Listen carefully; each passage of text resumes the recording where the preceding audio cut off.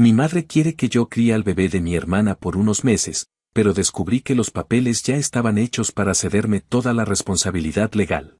Cuando mi mamá me llamó una noche de finales de junio para invitarme a cenar, pensé que sería lo de siempre, quejas sobre su trabajo, comentarios pasivo-agresivos sobre mi vida de soltero y alguna comparación innecesaria entre mí y mi hermana menor, que desde que fue madre se convirtió en la nueva santa mártir de la familia.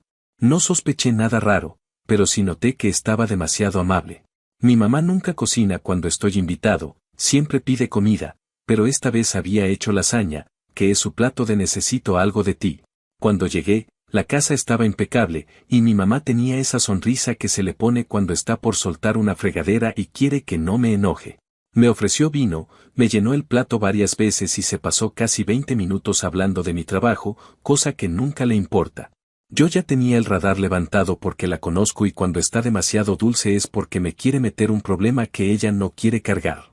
En algún punto, mientras yo partía un pedazo de pan, mi mamá soltó que mi hermana estaba agotada y que necesitaba que yo ayudara con el bebé.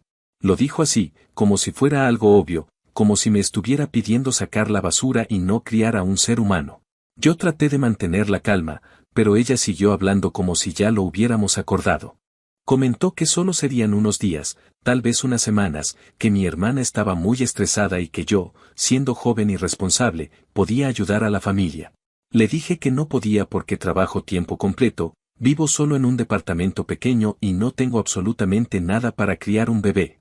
Mi mamá primero hizo su típico drama de ofendida, diciendo que yo no entendía lo que era ser madre, que mi hermana estaba desbordada y que yo, siendo hombre y sin obligaciones, podía ayudar.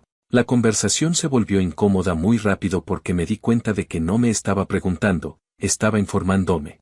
Me levanté de la mesa y le repetí que no iba a criar a un niño que no era mío y que necesitaba dejar de dar por hecho que yo estoy disponible para resolverle los problemas a mi hermana.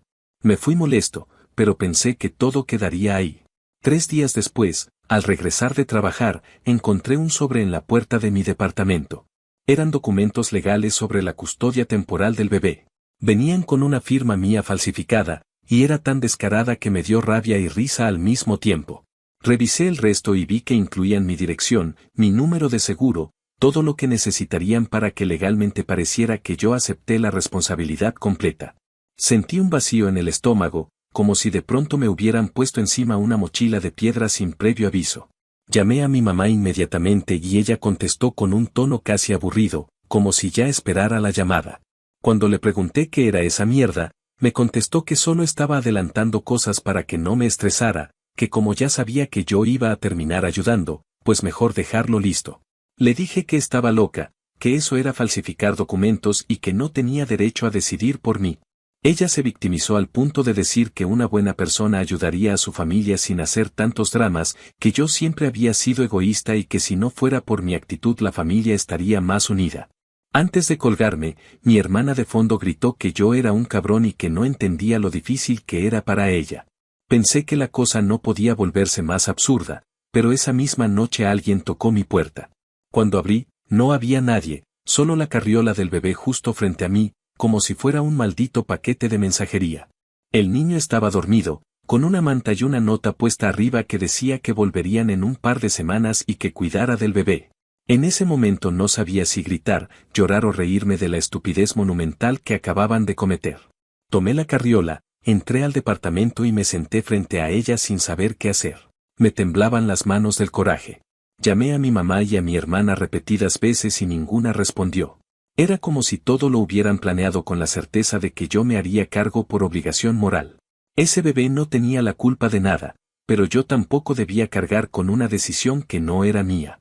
Después de un rato, llamé a la policía para reportar lo ocurrido como abandono temporal. El oficial que me atendió fue educado, pero se notaba sorprendido. Luego llamé a un abogado porque sentía que esto iba a volverse un infierno legal.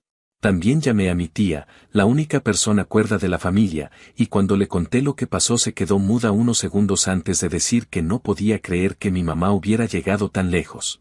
Esa noche no dormí. Me quedé mirando al bebé, que por suerte no lloró mucho, y pensando que mi vida había sido secuestrada sin permiso. Tenía rabia, miedo, impotencia y una sensación de traición que no puedo describir. Todo esto porque mi mamá decidió que yo tenía que ser el adulto responsable que se sacrificara por todos. Fue ahí, a mitad de la madrugada, cuando tomé una decisión que no había considerado antes. No iba a permitir que me manipularan. No iba a cargar con algo que no me correspondía y, si mi familia quería jugar sucio, yo iba a responder de la misma manera, pero con inteligencia y sin romper la ley. Esa misma noche empecé a registrar cada llamada, mensaje y detalle, porque sabía que esto apenas estaba comenzando y que iba a necesitar pruebas de todo. Y aunque suene frío, tuve claro que no iban a ganar esta vez. No con trampas. No conmigo. Actualización 1. Había pasado alrededor de una semana desde aquella noche en la que encontré a mi sobrino afuera de mi departamento y, aunque pensé que después del reporte a la policía y de haber dejado claro que no iba a quedarme con el bebé las cosas se calmarían, lo que vino después fue una cadena de situaciones que me hicieron entender que estaba lidiando con un nivel de manipulación que no había dimensionado. En esos días estuve hablando constantemente con el abogado que había contratado, un tipo más paciente que yo, que me explicó punto por punto por qué lo que habían hecho mi madre y mi hermana no solo era moralmente cuestionable, sino ilegal en varios niveles. Le mostré los documentos con la firma falsificada, las llamadas que hice, los mensajes que recibí y la nota que dejaron junto con la carriola. Él revisaba todo con una tranquilidad que contrastaba con el nudo que yo tenía en el estómago desde que todo empezó. Me dijo que lo primero era asegurar legalmente que yo no era responsable del niño, lo segundo era informar a las autoridades competentes y lo tercero, aunque sonara drástico, era protegerme de cualquier intento de manipulación adicional. Aseguró que, por mi propio bien, tenía que mantener distancia con mi madre y mi hermana, al menos hasta que todo se aclarara. Unos días después, siguiendo la recomendación del abogado, hice una llamada a Servicios de Protección Infantil para preguntar si existía algún reporte abierto a mi nombre o relacionado conmigo. No esperaba encontrar nada más allá del reporte que yo mismo había hecho. Pero la mujer que me atendió me preguntó si yo estaba llamando para dar seguimiento o para aclarar mi participación en el caso que habían registrado días antes. Me quedé en silencio porque no entendía. Le dije que yo solo había llamado una vez, la noche en que encontraron al bebé fuera de mi puerta, y ella, con un tono totalmente neutro, me dijo que existía otro reporte, previo al mío, donde se mencionaba que yo había aceptado cuidar al menor y que luego me había negado a hacerlo, poniendo al bebé en riesgo por irresponsabilidad. Sentí que me ardían los oídos y las manos. Le pedí que revisara quién había hecho ese reporte y, aunque no podía darme detalles, sí confirmó que fue un familiar directo. No me dijo nombres, pero no necesitaba que me lo dijera. Mi madre, o mi hermana, o ambas. No había otra opción lógica. Esa noche me sentí como si me hubieran arrancado algo del pecho. Una cosa era manipularme emocionalmente, otra era dejar a un bebé frente a mi casa para obligarme a hacerme cargo. Pero inventar un reporte falso donde me pintaban como alguien que pone en riesgo a un menor ya cruzaba una línea que yo jamás habría imaginado que mi propia familia fuera capaz de cruzar. Cuando el abogado escuchó esto, me pidió que le enviara un resumen por escrito de todo lo que la trabajadora social me había comentado, porque eso fortalecía aún más mi caso y demostraba un patrón de manipulación y falsedad premeditada. Me dijo que, lejos de perjudicarme, ese reporte falso podía ser un arma legal a mi favor. Como si no fuera suficiente, durante esos días mi madre insistió repetidamente en hablar conmigo por videollamada. Ignoré las primeras veces, pero un día, después de que ella insistiera por horas, decidí contestar. No porque quisiera escucharla, sino porque quería grabar la conversación, siguiendo el consejo del abogado. Cuando respondió, su expresión era una mezcla entre fastidio y arrogancia, como si yo fuera el que estaba provocando todo el conflicto al no obedecerla. Me dijo que estaba cansada de mi actitud, que toda la familia hablaba de lo egoísta que yo era, que mi hermana estaba destrozada por mi falta de apoyo y que el bebé necesitaba un ambiente estable. Yo no dije nada durante un largo rato, dejé que soltara toda su perorata y cuando por fin terminó, le dije que sabía del reporte falso, que CPS lo había confirmado y que, a partir de ese momento, cualquier comunicación debía pasar por mi abogado. Esa fue la primera vez en años que vi a mi madre perder por completo su compostura. Se quedó muda unos segundos, luego empezó a gritarme diciendo que yo era un malagradecido, que estaba traicionando a mi propia sangre y que ella había hecho lo que cualquier madre responsable haría para proteger a su nieto.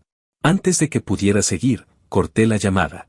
En medio de todo esto, mi hermana decidió escribirme un mensaje largo que parecía más un guión de novela barata que un intento real de hablar conmigo. Dijo que había actuado desde la desesperación, que estaba agotada, que no sabía cómo seguir y que yo debería ser más comprensivo porque ella era joven y estaba lidiando con algo para lo que no estaba preparada. También agregó que yo era la única persona que podía ayudarla a salir adelante, que siempre había sido el más fuerte de la familia y que si me negaba, estaba firmando la sentencia de un niño inocente. Lo leí varias veces porque me costaba creer que después de dejar al bebé frente a mi puerta como si fuera un paquete, después de tratar de culparme legalmente, todavía tuviera la osadía de hacerse la víctima conmigo. No le respondí en ese momento. Guardé el mensaje como evidencia y seguí con mi plan de mantener distancia. Paralelamente, mi tía, que había sido mi único apoyo desde el inicio, empezó a ponerse más tensa porque mi mamá estaba tratando de convencer a la familia de que yo estaba exagerando todo. Me contó que, según mi madre, yo había tenido un ataque de ira desproporcionado, que estaba inventando acusaciones y que necesitaba ayuda psicológica. Mi tía, que me conoce mejor que nadie, no se tragó nada de esa historia y, sin decirme nada, comenzó a hablar con algunos familiares cercanos y les envió capturas de pantalla de los documentos falsificados y la nota que dejaron junto con el bebé. Hasta antes de eso, muchos dudaban en creerme porque mi madre siempre fue muy buena para presentarse como la víctima perfecta. Sin embargo, cuando vieron las pruebas y se enteraron del reporte falso a CPS, el cuento que mi madre había estado vendiendo se derrumbó. Poco a poco me empezaron a llegar mensajes de primos, tíos y hasta amigos de la familia que me decían que estaban de mi lado y que no podían creer que mi madre hubiera llegado tan lejos. Todo ese caos me agotó más de lo que quiero admitir. En esos días me despertaba sintiendo que llevaba meses sin dormir de verdad. Me acostaba con la sensación de que algo se me estaba escapando de las manos, como si un mal movimiento pudiera convertir todo en un problema aún mayor. Aún así, dentro de esa tensión constante, también empecé a sentir una calma rara, porque por primera vez en muchos años no estaba dejando que mi familia me manipulara. No estaba cediendo ni aceptando responsabilidades que no me correspondían. Estaba haciendo exactamente lo que debía, protegerme. Cerré esa semana con la sensación de que lo peor ya había pasado, aunque sabía que aún faltaba enfrentar las consecuencias finales. Pero al menos tenía algo claro. Ya no podían seguir usando mi silencio como arma. Y si querían seguir hundiéndose, que lo hicieran sin arrastrarme a mí. Actualización 2. Había pasado poco más de un mes desde que todo empezó y durante ese tiempo sentí que vivía en una especie de neblina rara, como si cada día fuera un capítulo nuevo de un drama familiar en el que yo nunca pedí participar. Al principio pensé que el reporte que hice y la intervención de los servicios de protección infantil serían suficientes para que mi madre y mi hermana recularan y entendieran que no estaba dispuesto a jugar su juego. Pero lo que ocurrió en las semanas siguientes dejó claro que ellas no tenían ningún límite cuando se trataba de zafarse de responsabilidades o buscar a quien culpar por sus errores. En ese mes pasaron tantas cosas consecutivas que a veces tenía que sentarme a redactar todo lo que había pasado solo para no perder la secuencia, porque de otro modo habría parecido que lo estaba soñando. La primera señal de que la situación estaba escalando fue cuando recibí una llamada del investigador asignado al caso. Me dijo que necesitaban entrevistarme en persona para profundizar en ciertos puntos, especialmente sobre mi relación con mi sobrino y la dinámica familiar. Acepté porque no tenía absolutamente nada que esconder y porque quería asegurarme de que todo se aclarara cuanto antes. Durante la entrevista me sorprendió lo directo que fue el investigador. Me preguntó si en algún momento había aceptado cuidar al bebé, si mi madre o mi hermana habían prometido algún tipo de compensación o si me habían presionado de manera más insistente. Le expliqué todo, desde la cena incómoda hasta el momento en que encontré al bebé en la puerta.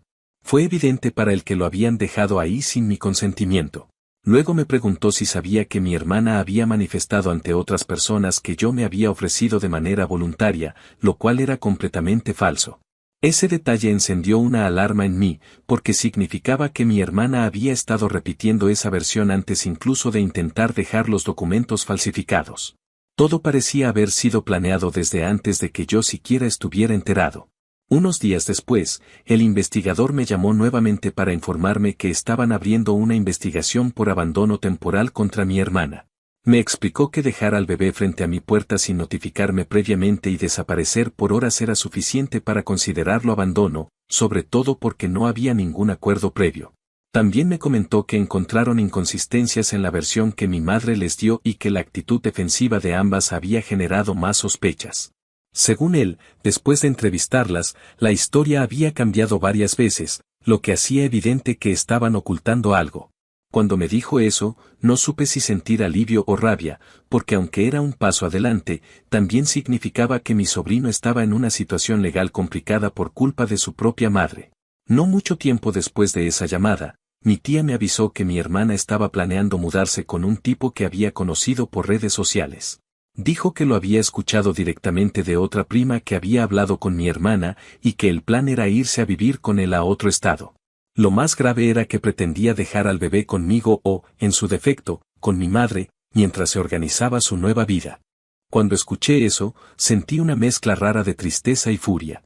Era evidente que todo este teatro de firmas falsificadas y abandono no era un acto desesperado de una madre agotada, como ella quería hacer creer, sino parte de un plan para largarse sin tener que cargar con su hijo. Supe entonces que este no era un simple conflicto familiar, era un intento deliberado de transferirme una responsabilidad legal con tal de que ella pudiera irse sin mirar atrás. Cuando esa información llegó al investigador, la reacción fue inmediata. Me pidieron una copia de todos los mensajes, incluso de aquellos donde mi hermana intentaba manipularme emocionalmente. También les envié grabaciones de llamadas con mi madre, especialmente una en la que ella, en medio de un ataque de rabia, admitió que firmó documentos por adelantado porque sabía que yo iba a terminar haciéndome cargo. Esa llamada en particular fue una pieza clave, porque demostraba premeditación e intención de engaño. El abogado me dijo que con ese material era muy probable que la situación se inclinara completamente a mi favor y que las autoridades dejaran claro quién estaba actuando de mala fe. Las cosas se volvieron más complicadas cuando mi madre decidió confrontarme en persona. Una tarde, mientras estaba llegando del trabajo, la vi esperándome cerca del edificio. Estaba parada junto a la entrada, con los brazos cruzados y esa expresión de superioridad que siempre usaba cuando creía tener la razón. Apenas me vio, caminó hacia mí diciendo que yo estaba destruyendo a la familia, que no entendía la carga emocional que tenía mi hermana y que debía hacer lo correcto. Cuando intenté pasar de largo, se colocó frente a la puerta y me dijo que me dejara de tonterías, que dejara entrar al bebé a mi vida y que me comportara como un adulto. Yo le respondí que no iba a hablar sin mi abogado, que estaba invadiendo mi espacio y que debía irse. Ella empezó a gritar que yo siempre había sido un desagradecido y que ella no iba a permitir que abandonara a mi sobrino. En ese momento, uno de mis vecinos salió y vio toda la escena, lo cual me dio cierta seguridad porque ya no podía inventar otra historia que la hiciera quedar como víctima. Finalmente, cuando me harté, le dije que si no se iba a llamar a la policía. La amenaza surtió efecto y se marchó, pero no sin antes decir que la familia entera me iba a dar la espalda. Esa misma noche revisé las cámaras de seguridad del edificio y confirmé que mi madre había intentado abrir la puerta principal usando lo que parecía ser una copia vieja de una llave que ella misma tuvo años atrás cuando me ayudó a mudarme. Fue ahí cuando decidí enviar esa evidencia tanto al abogado como al investigador del caso. Ambos coincidieron en que esto reforzaba aún más mi argumento de que estaba siendo acosado y presionado para aceptar una responsabilidad que yo nunca pedí. Fue extraño ver esa grabación, porque nunca imaginé que llegaría al punto de tener que protegerme de mi propia madre a través de cámaras y abogados. Pero ahí estaba la prueba, sin posibilidad de que ella lo negara. La situación finalmente alcanzó un punto crítico cuando recibí la notificación de que mi hermana había perdido temporalmente la custodia de su hijo. El bebé fue puesto bajo cuidado de una familia provisional mientras se resolvía la situación, aunque más adelante su abuela paterna se involucraría. No voy a negar que esa noticia me dejó un sabor amargo. Por más que mi hermana hubiera actuado de manera irresponsable e incluso peligrosa, ver que mi sobrino estaba siendo arrastrado a todo este caos me afectó más de lo que pensé. Me sentía impotente porque yo no podía hacer nada al respecto sin quedar atrapado en el mismo problema del que estaba tratando de salir. A pesar de eso, sabía que era necesario. Mi hermana tenía que enfrentar las consecuencias de sus decisiones. Si no lo hacía, este patrón de abandono y manipulación solo iba a repetirse una y otra vez. En las semanas siguientes, recibí más llamadas de familiares que ya habían comenzado a ver la realidad de la situación. Algunos se disculparon por haber dudado de mí al inicio. Otros se limitaron a decir que esperaban que todo terminara pronto. Para entonces yo ya no esperaba nada de ninguno de ellos. Me di cuenta de que cuando la situación se volvió incómoda, la mayoría prefirió mirar a otro lado hasta que las pruebas fueron demasiado contundentes como para ignorarlas. Ese mes fue como ver una avalancha lenta. Cada día caía una pieza más y el desastre se hacía más grande. Mi madre perdió credibilidad con la familia, mi hermana perdió la custodia temporal y yo perdí la poca confianza que aún me quedaba en que alguna vez lograríamos comportarnos como un grupo funcional. Sin embargo, dentro de todo ese caos, había una certeza que me mantenía firme. Por primera vez en mi vida estaba poniendo un límite real, y aunque eso había desatado una tormenta, también me estaba liberando de años de expectativas y obligaciones que nunca fueron mías. Y aunque sabía que todo esto todavía no había terminado, al menos ya no estaba peleando solo ni a ciegas. Actualización final. El tiempo que siguió a la pérdida de la custodia temporal por parte de mi hermana fue una mezcla extraña entre cansancio, alivio y una especie de resignación que nunca había sentido. Parecía que todas las piezas que mi madre y mi hermana habían intentado manipular se estaban cayendo una por una, como si el castillo de mentiras que habían construido se hubiera podrido desde adentro. Yo ya no estaba metido directamente en el proceso legal del bebé, pero aún así tenía que lidiar con las repercusiones emocionales y familiares que habían dejado a su paso. Aunque en ese punto ya no tenía que presentarme a más entrevistas, todavía recibía llamadas esporádicas del investigador para informarme del progreso. Así que no podía simplemente pasar página y fingir que todo había pasado. Era un recordatorio constante de que mi familia había sido capaz de involucrarme en algo que pudo haberme arruinado la vida. Fue aproximadamente 2 meses después del inicio del caso cuando me enteré de que la abuela paterna del bebé había solicitado oficialmente la custodia temporal.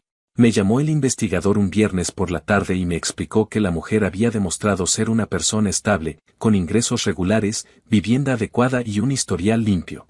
Además, había mostrado interés real en el bienestar del niño desde que supo de su existencia, lo cual era más de lo que podía decirse de mi hermana. Cuando escuché eso, sentí un alivio que no sabía que necesitaba. No porque yo quisiera desligarme por completo, sino porque me tranquilizaba saber que el bebé iba a estar con alguien que pudiera darle lo que su propia madre ni siquiera había intentado. Había algo humillante en aceptar que la persona menos involucrada en la vida del niño era precisamente quien lo había traído al mundo.